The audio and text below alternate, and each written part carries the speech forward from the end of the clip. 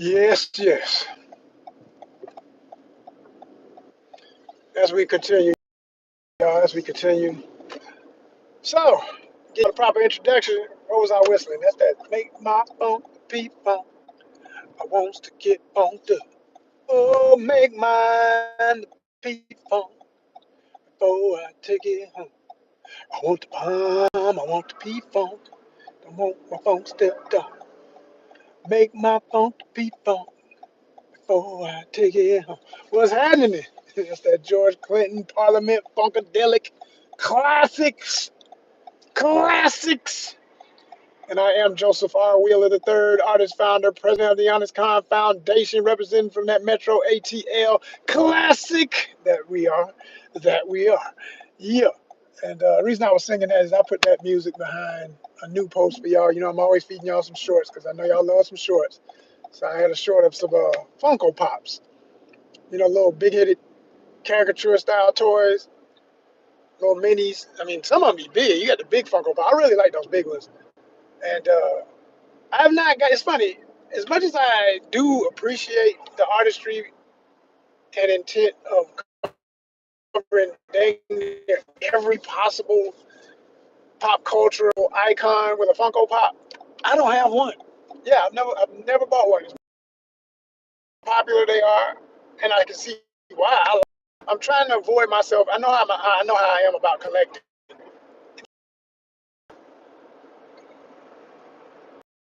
Ready, and if I'm not in a position financially to go in, like I got control. Like I've never been the person who just, ain't eating, but you around here with a chunk of plastic toys looking at you. No, I'm not. Matter of fact, that's what made me stop collecting toys when I was kind of becoming that. I saw that starting to happen. I never stopped, buying groceries or necessities, but I just realized, I was like, man, you can't literally look at a bill later on in the month and say, well, damn, if I had that $30 I had put on that Predator or Punisher or Wolverine toy or whatever, maybe I wouldn't be so stressed about getting this money right now. It's like, so instead of feeling that way, you just keep everything in perspective. Like, yo, you can't go all out. You got to do it respectfully to your situation. And you just, moderately, in moderation, get the little things, the little trinkets, the little collectible stuff. But if whatever it is you like to collect is so freaking expensive to where, oh, damn. That's why we're making a left. Okay, I gotta go the other way then. No worries. I know what I gotta do. I should have kept going though. A bit easier than turn around over here. But we're gonna make it happen. We're gonna make it happen, y'all. We're gonna make it happen. We're gonna make it happen.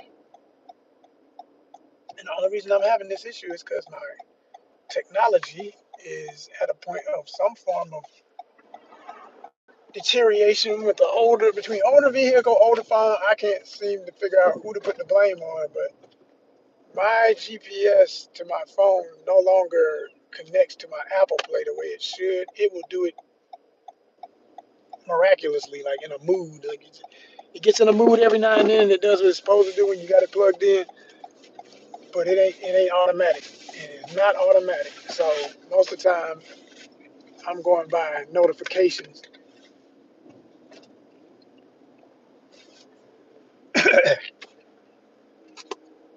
to give me the next right and left turn.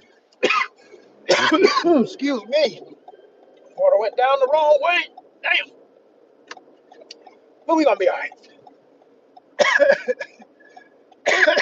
Oh damn! I hate when that happens because it always makes it sound so dramatic, and it's not even that bad. It's just that water go down that wrong, that way, but man, make you sound like you dying. You're like, I'm all right. I'm all right. It's just this water. That's all.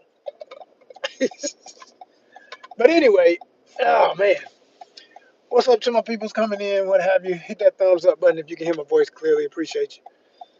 Appreciate you for joining us today, wherever you are in the world. But as I was saying, uh, I'm definitely a collector, but I had to like lean back on collecting some of the stuff that I really love. Like with comic books, even though they're almost to a breaking point where I'm like, well, hell, y'all can have this because with the average book is now $5, right? If they get to the point where they like, 7 and 8, and I really know it can get that bad with what we're dealing with financially. You know, if it get to the point where the average comic book is $7 to $8, that's it. I'm just, hey, I go in the store, look at them, and leave, and which I do most of the time any damn way. You know, just go in, see what's new, enjoy what little taste of the artwork, and read a couple of bubbles to see if I like the way the story is flowing. Most of the time I don't, because the writing don't be on point for what I like. So at the time I don't. It ain't no. It really ain't no problem for me. It ain't nothing that I'm so stuck on that I just gotta have it. Like no, no, I'll be alright. You know, I'll get some things. Every now and then there'll be a cover that's just so freaking amazing that I'm like, you know what, I gotta have this. Yeah, I need this in my life. This is frameable. This cover is so beautiful. You know, and I have done that. I have one cover. It's a double cover for Suicide Squad, and it had Deadshot in the middle. If you know the cover I'm talking about, you know what I'm talking about. It's Francisco Martina. I'm sorry, I hope I'm not messing up his name. I ain't said it in a while, so I may be messing up the name. But I know it's Francisco, his first name. One of my favorite illustrators, next to like Lee Bermejo and a cast of other amazing artists that work for the big major companies and stuff. And I do mean plural: Marvel, DC, Dark Horse, in any other big labels, they work for them. And these guys are just so incredibly talented to me. It was I think it is Francisco Martina. He brought me back to Spawn. I wasn't even collecting or buying Spawn, but his art on the covers made me start dabbling back into Spawn. And I still didn't necessarily fall in love with the story so much. Spawn is like one of the things where it's just always cool. It's extreme. It's got all the. It's going to always have some action. It's going to always have some brooding, morbid, uh, emotional character, what have you. But because that's Todd McFarlane's style, but it ain't always entertaining, in my opinion. It's like the art just makes up for whatever is too depressing in the storyline. If the storyline is too dang just, man, this is, what the hell, man? Like, do you ever have a good day? Or do you ever enjoy beating up the bad guys that deserve it? Like, can we, I don't know. Spawn's that kind of character, and I know why. I respect the kind of character he is, but I'm saying, like, so whenever I bought it, it's mostly been for the interior art and that cover. Like, the cover's off the chain. Look on the inside, interior is dope too. I said, all right, bump it, I'll get this. Plus, it's one of the more affordable books. It's like $2.99 for the longest. I think just recently they went up to $3.99. I guess they couldn't hold out no longer either. They like, look, we in a deficit. We trying to be the most affordable book on the market, and it's kicking us. So they raised their price $1. I said, ah, dang. Like everything, it's crazy, man. It's crazy. Like, but they're gonna learn. They're gonna learn. At a certain point, you're gonna have to face the reality that, like, look, okay, you keep doing it this way, people gonna eat before they read, watch, consume all this other extra stuff. The only most important thing every day, folks gotta stay alive. So they're gonna eat first. They can't eat comic books. They can't eat toys. They can't eat this stuff we collect, and we love it, but you can't eat it. You know what I mean? And if I gotta sell it to eat, I will, because I've done that. I've sold stuff to get some groceries needed to pay off a bill to do whatever. I've sold stuff, no shame. Because the other thing is it grows. If you're any real collector and you go through life with enough stuff on your plate, at some point you're gonna get where you're like, man, I don't really need this. I'm good. You know, that's just what happens. It's natural. Getting it done, getting it done, getting. Oh man. I tell you one thing, this courier life has surely become more the common way for so many people these days. Because as soon as I pulled up at this first drop, somebody else uh, was doing the same thing. I thought they were coming home. No, they doing what I'm doing, dropping them packages, man.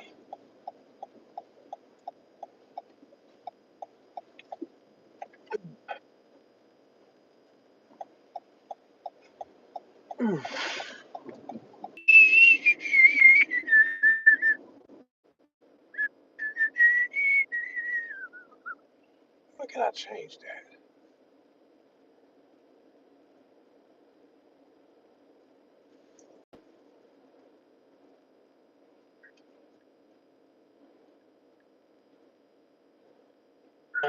They always trying to get you to ask, do little stuff in your lives. I said, today I'm gonna ask one. We're gonna see.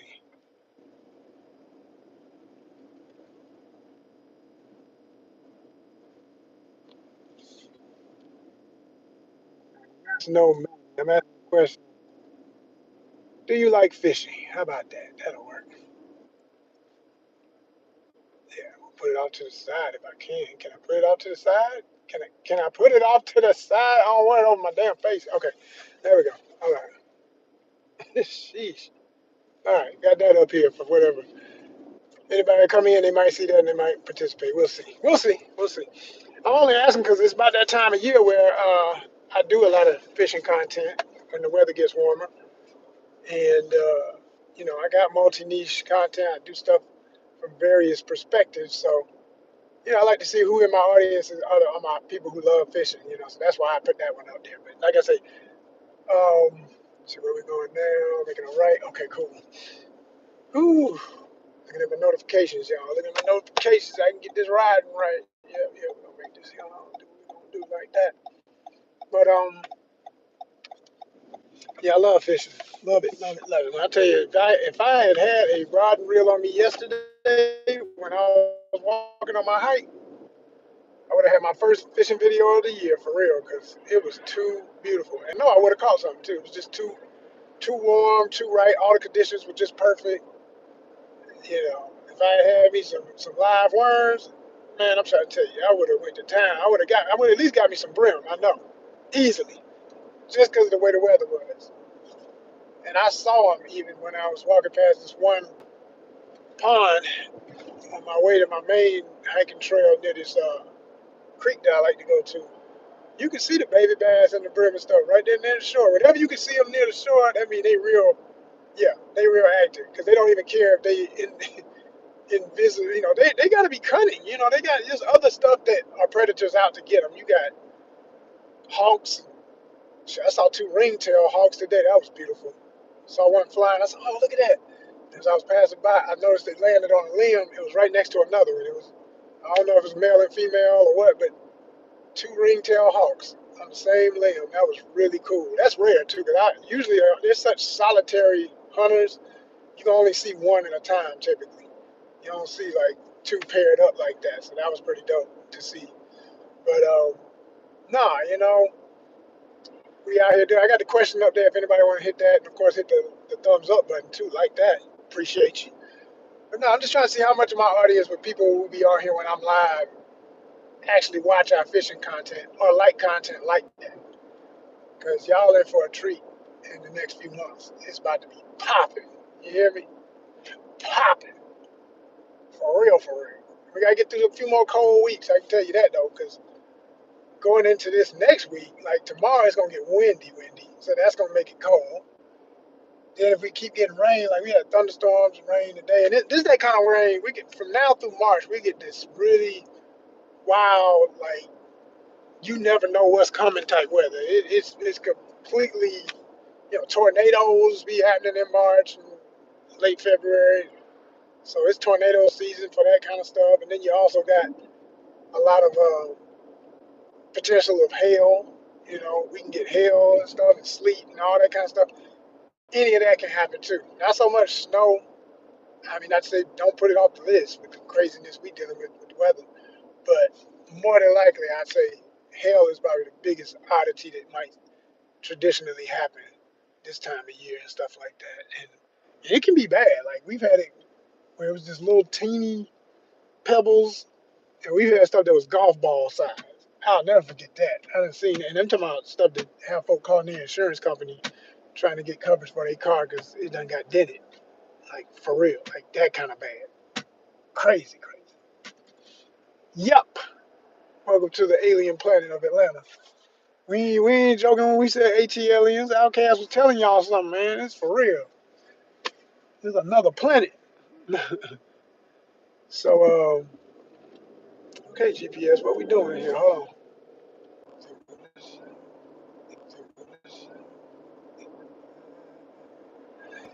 Yeah.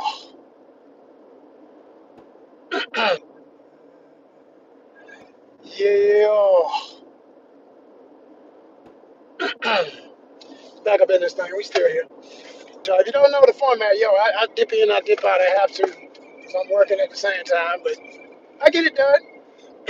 Excuse me. With the magic of YouTube, it puts all my little clips together for my final presentation.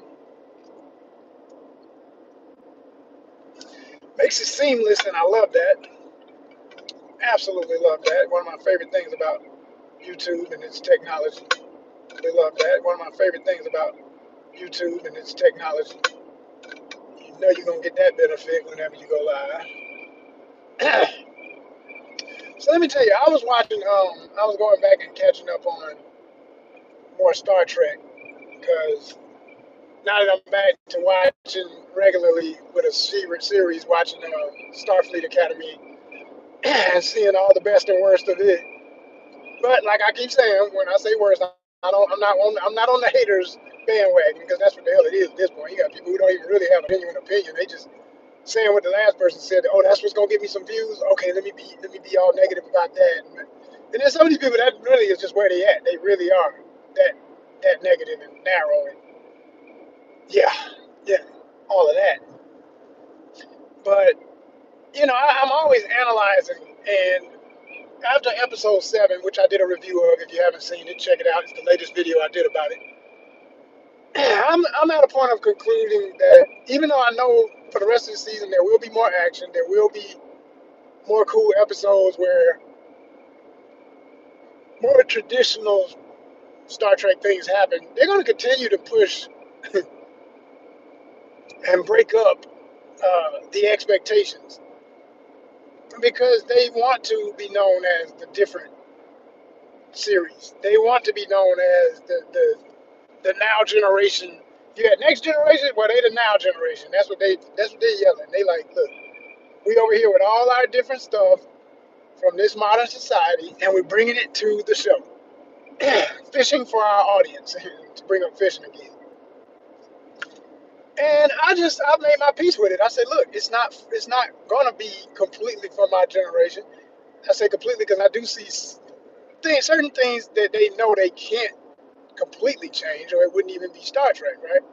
But other than that, they can do it whatever they want, as I would expect a writing team to do. So I'm under no illusions. Like I feel like some people really are. They're just so emotional about it. They think somebody really cares about a whole group of people mad. If you're not liking the show, you're not the demographic that's keeping the show on TV.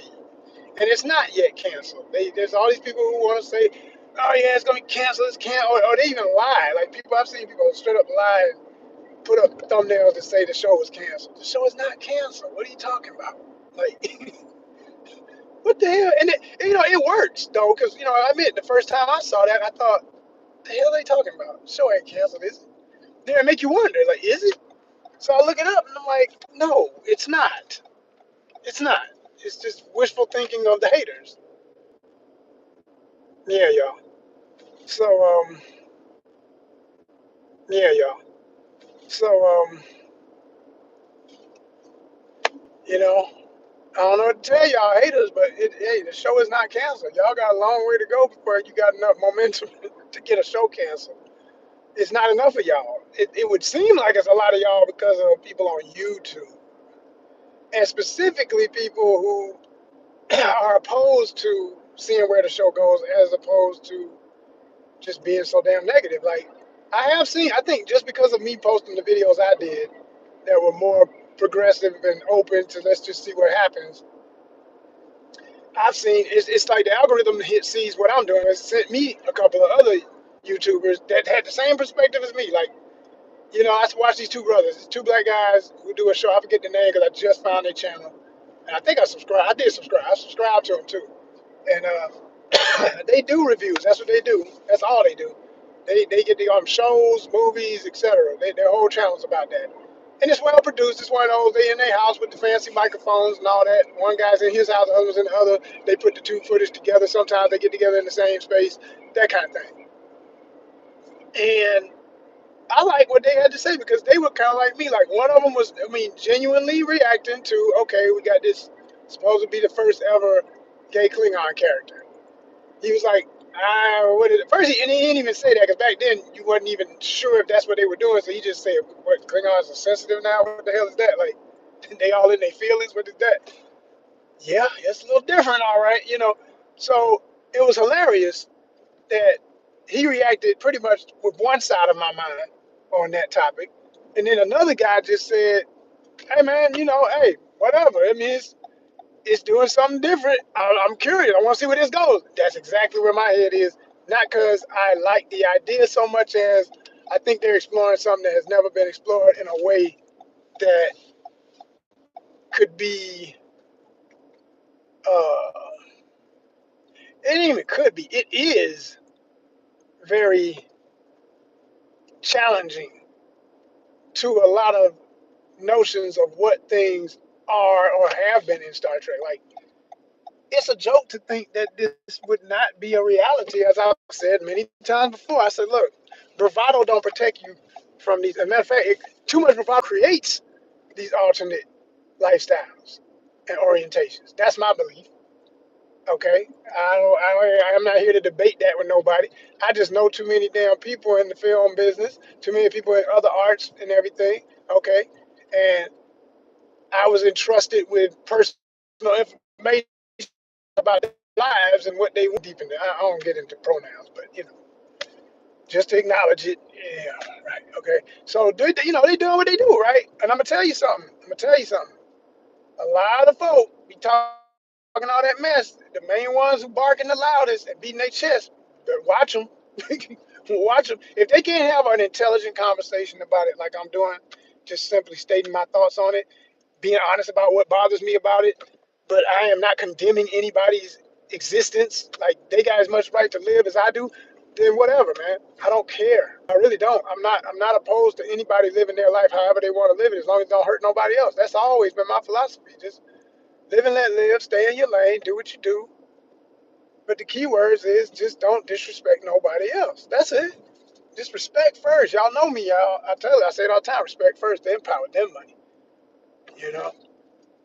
And money really don't even have to be in the equation, but because of our reality where we're at in this time in history, yeah, we got to deal with it because it didn't always exist.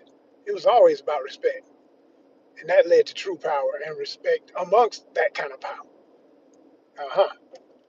Most folk can't have them kind of heavier conversations. They so surface, they so fluff that you know they're just full of all emotion and no analytics. I ain't on that. I like to analyze things. Blame it on being a Virgo.